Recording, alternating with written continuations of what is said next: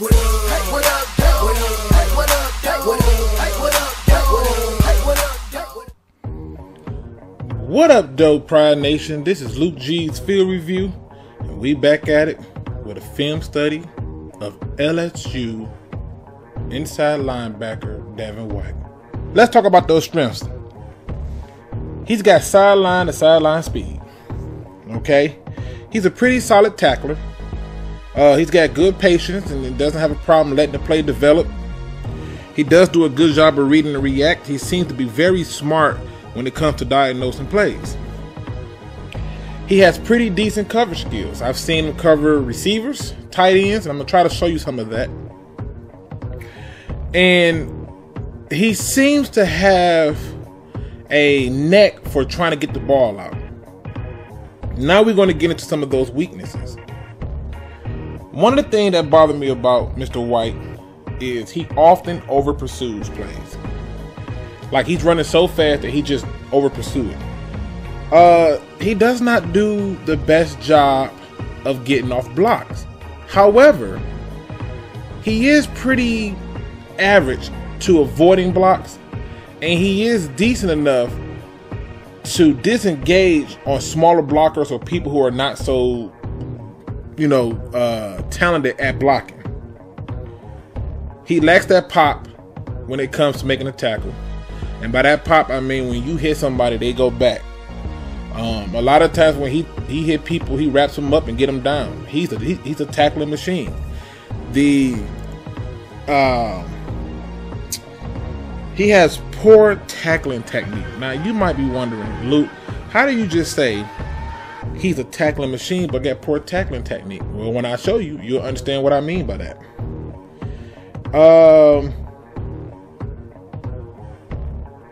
He does not appear to be that strong, in my opinion. If I had to guess, he's going to be between the 18 and 20, say 22 mark for the 225 bench press at the combine. So, with that being said, let's get into the film. Okay? And if you're wondering who does he compare to, in my opinion, I'm going to say Sean Lee. I feel like the ability to go sideline to sideline, the coverage skills, the speed, I feel like he's a Sean Lee prototype. Maybe a little bit faster, might be around the same speed, to be honest with you. But he's a tackling machine. So, this very first play starts off in the Georgia game. And when it comes to looking at this game, we're going to start off at the 23 mark. And what I love about this play is he does a very good job of blitzing. Now, y'all going to notice that I did not list blitzing as one of his strengths. And the reason I don't list it is because a lot of the times when he blitz, he does not get home. In other words, he's not getting the quarterback down. He put the pressure on the guy, but he's not getting him down. A lot of the times when they blitz him, he gets caught up in traffic, or he gets blocked, or he runs past the quarterback. And those are things that you're going to see in the video. But on this particular play, what I want you to see is he is right here. Okay? And what I want you to see is he does a very good job of avoiding the blocker, but he misses the sack. And I talked about that over pursuing. So what you're going to see right here is, here he is. He could have easily shot this gap and said, oh, let me bite on that play action. This is where that football intelligence comes in at. Not only does he say, oh, that's not a real play, he maintains his assignment, comes around in the open gap, avoiding the running back who's going out for a route and any other potential blockers. Now, at this point, ladies and gentlemen, you can't be having no quarterback, shake you out your shoes, okay? All he did was stepped over. You got to make that play, okay? You got to make that play. That play got to happen. Nonetheless, I do like the fact that he put pressure on the quarterback. Okay. And once again, he's in run blitz, but he get washed out by the guard. And the running back goes where he should have been. So, He is right here, I believe. Yep, that's him. So he's right here. Okay. And he's going to still follow through on his run blitz assignment. And what you're going to see is when he runs in there, instead of squaring the guy up and pushing him back, he gets washed out. And the guard turns him right here. So what he essentially did in his run blitz was create a perfect lane between the guard and the tackle. If he squares this guy up, it forces this running back to pick a lane or bounce it out, which will then allow him to get released and come out and get it. But you'll see here that what ends up happening is he gets washed out right here, and this running back is going to run right here off these two guys' butt. All right, now we're going to go back. All right, because I want us to be able to see this in slow-mo. So we're going to go down and slow it down. Like my man Casita say, I don't want to diss you. All right, now we're going to play it. Pay attention. He's right here. So he's going to go up on the run block again. Boom, get washed out. Running back just basically sees that the gap is there, but he takes it outside because he sees more green. And I had a request from someone who wants to see Mr. Elijah Holyfield. I'll be having that film coming up next, but just for those who want to see the Elijah Holyfield, that's in the queue to get done. But he bounces it out, and I want you to pay attention to where Mr. White is at. He's all up in the mix, lost in the sauce, because he allowed himself to get, washed up in the block. Okay, so we are at 101. We're still in the Georgia 2018 game. Now, again, he reads the play correctly. But what you're going to see is, because he hesitates, he gets blocked. So he's right here. And the mistake that he's going to make is he's going to hesitate. I don't have a problem with patient linebackers, but it irritates me when you got a gap and you're not shooting them a lot of the times when you see what's happening. So the fact that he hesitates is going to cause him to get blocked. So he's going to go. Boom. Now, some of y'all may say, well, that didn't look like no hesitation. Trust me, it was. Because when I show you how it breaks down, you'll understand it a little bit better. But what that hesitation did was allow for him to get here and give a perfect crease. Now, he does do a good job of keeping his outside shoulder free. And what I mean by that is this shoulder right here. He keeps that free and turns to make the tackle, but he missed. Okay? Because he lost his balance. So what we're going to see is, boom. Now, there's some good here and there's some bad. The good is he was able to get off and at least put a hand on the running back. Now, when I slow it down, you'll be able to see it a little bit better. Because I played linebacker, I tend to see these things a little bit more clear. So I'm like I said, I'm a snob when it comes to my linebacker people. All right, my linebackers and my D-line and my safety, pretty much defense. I'm a snob for that. That's my area. All right. So he's right here. All right. Watch this hesitation, because this is going to buy him time. They are already blocking down. They're blocking down. He's looking at the handoff. He's coming off to secure the outside. Okay? He should be the one watching in to get over here to make sure that anything on the inside is picked up, and he just needs to rotate himself slightly down here to out here. Okay? None of that happens, people. But you can clearly see everybody's going into run block. What happens is at this point, he sees that he has the ball. I dare somebody tell me that they don't see his head looking at the handoff. He was in a double team block and comes off that block. And now what you're going to see is he's getting ready to engage him.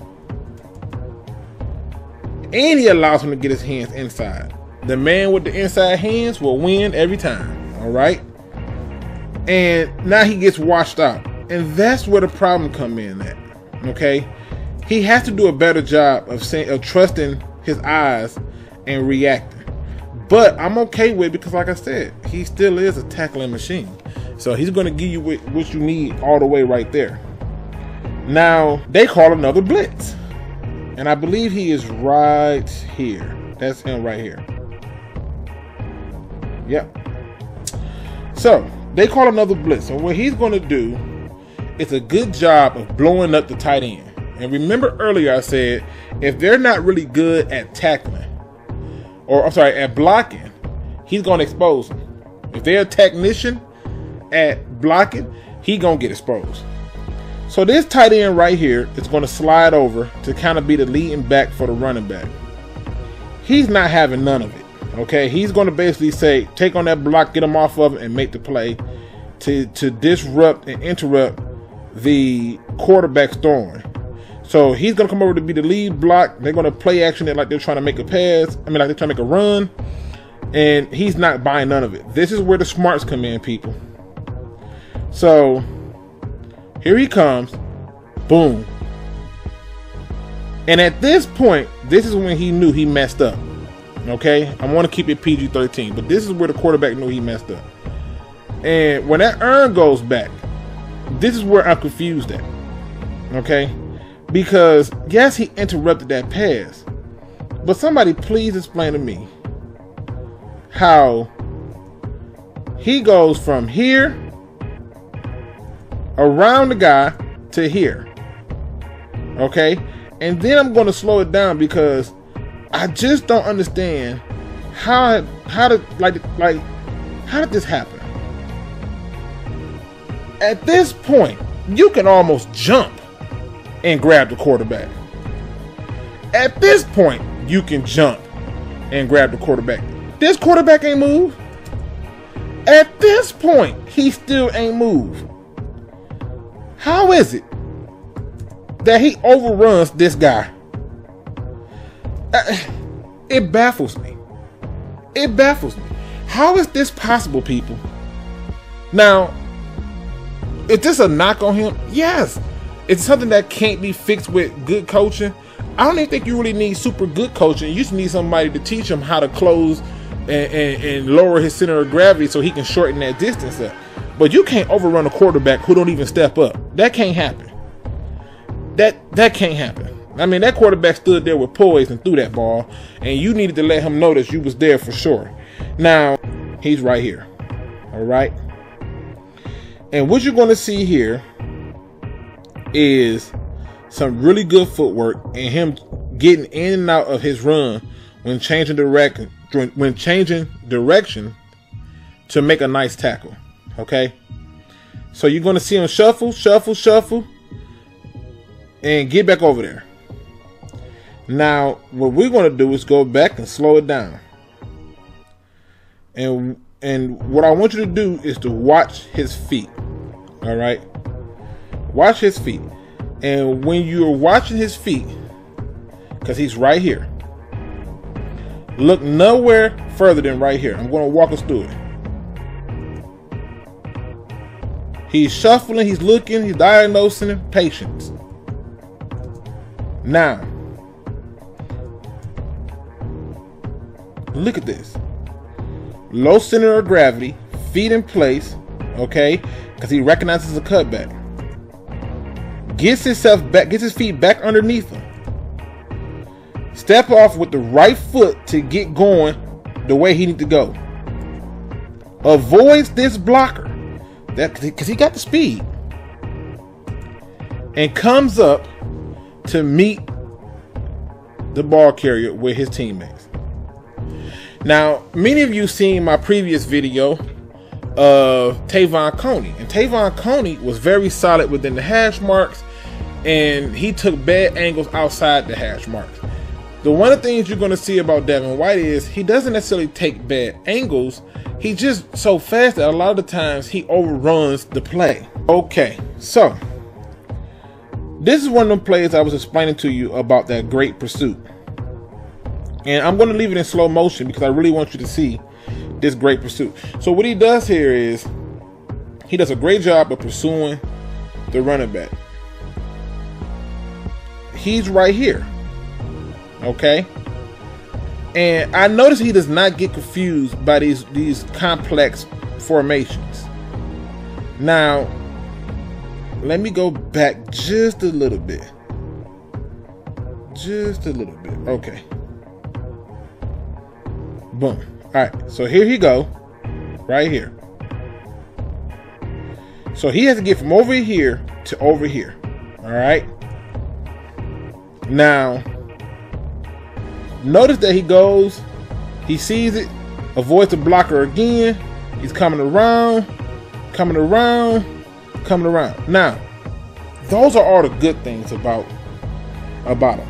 You know, he would definitely overrun you, overrun the play, but for the most part, this dude got it covered. Now, what you're going to see is, and I'm not making this up, he's right here.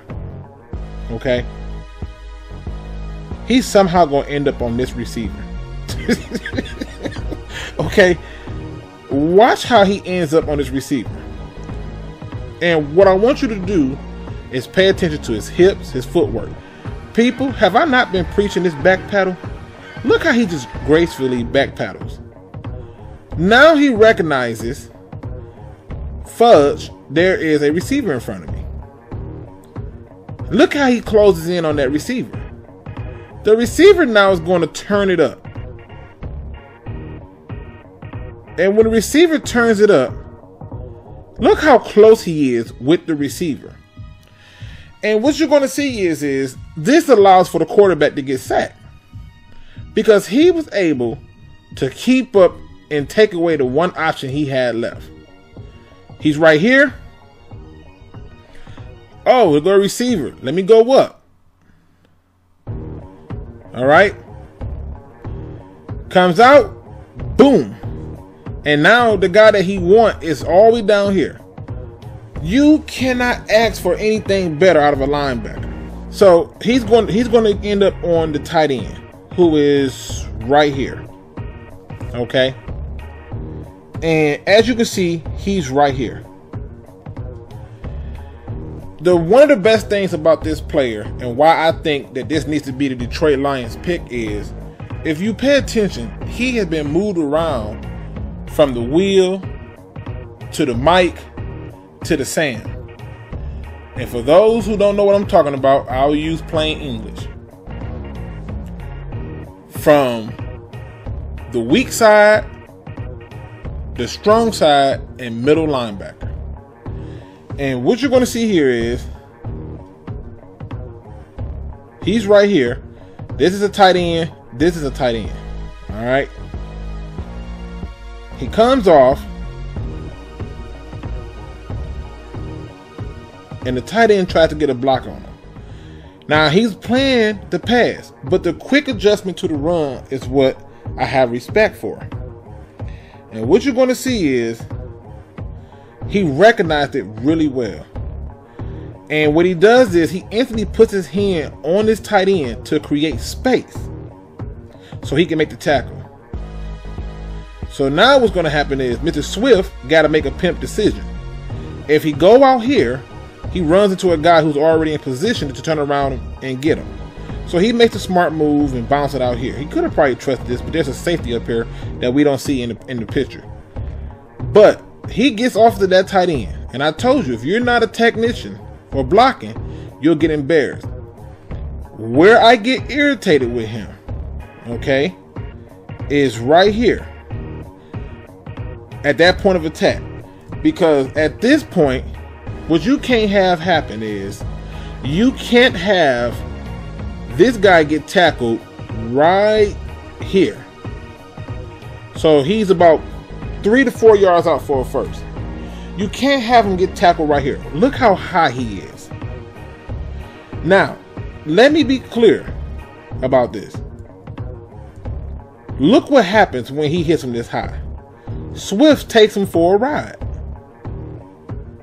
Okay? That's not going to work, ladies and gentlemen.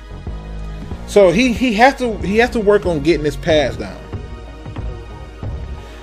All right, ladies and gentlemen. So, we in slow-mo. He's right here.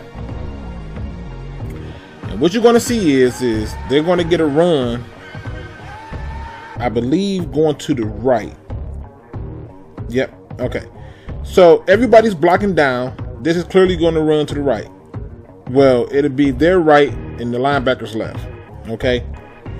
And what you're going to see is he does a great job of avoiding the blocker.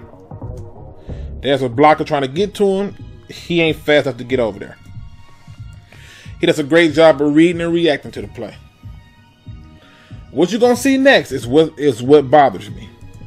Because even as he cuts in here, and a guy can't put a hand on him, look at this right here. He has to make a decision to either, one, bounce it inside and come back towards this, or two, try to get outside and widen out his stance to get around it. But I want you to watch this linebacker. All right. How did you overrun this play? He's already breaking down to try to cut back because he saw that he was over pursuing and cut. And he still somehow got an arm on him. But he missed the tackle. And it was enough to spin the running back out to give him time to get there. But what should not happen is the guy should not be allowed to overrun a play and you miss it. So when I run it in at the regular speed, so you can see it because he's right here, watch how he overruns this play. That can't happen, ladies and gentlemen. Okay? So yes, that's a flaw. Okay? Nobody's perfect. Alright, so this is their game against Auburn. And again, you're going to see a lot of the same things.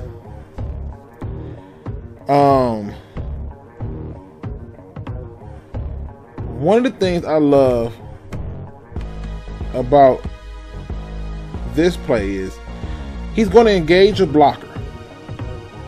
And notice where his head is at. And I want you to follow along with me because he is paying close attention.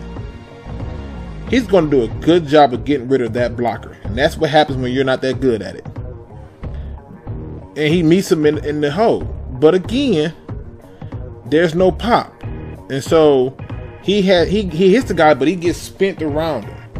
And he's hitting him high. That's the real problem here, ladies and gentlemen. Because he does not hustle on this play. And anybody know, I'm going to find this. He's right here. We're going to watch his hustle. If he don't slow down and he just going there like a bat out of hell, he can cause some real damage. Okay? He can cause some real damage. But he doesn't do that.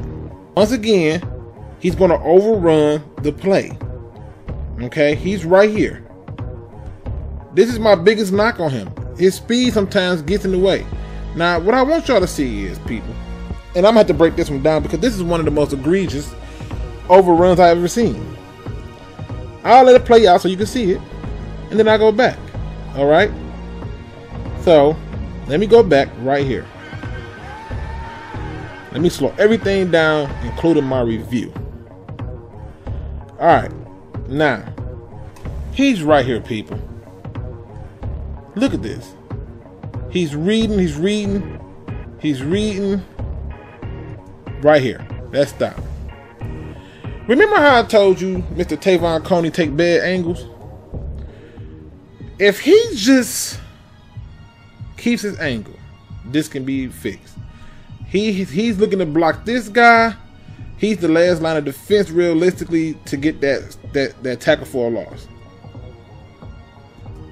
Right here, look at this.